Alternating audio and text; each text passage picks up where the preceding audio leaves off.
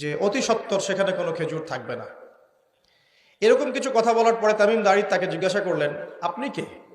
এত প্রশ্ন জিজ্ঞাসা করছেন, তুমি কে? তোমার পরিচয় দাও। তখন এই ব্যক্তি বলছিলেন যে আমার পরিচয় তোমরা খুব শীঘ্রই জানতে পারবে। অতি শীঘ্রই আমি এই শেকল থেকে মুক্ত হব এবং পুরো পৃথিবীতে আমি 40 দিন রাজত্ব করব। কতদিন? 40 দিন। তবে মক্কা এবং মদিনায় আমি প্রবেশ করতে পারবো না, কারণ সেখানে প্রবেশ করতে ধরলেই দেখা যাবে আল্লাহর ফেরেশতারা খোলা তরবারি হাতে মক্কা মদিনা পাহারা দিচ্ছে। সুবহানাল্লাহ। তবে আমি আমার পরিচয় জানিয়ে দিচ্ছি, আমি হচ্ছি মসিহুদ দাজ্জাল। বুঝতে পারলেন?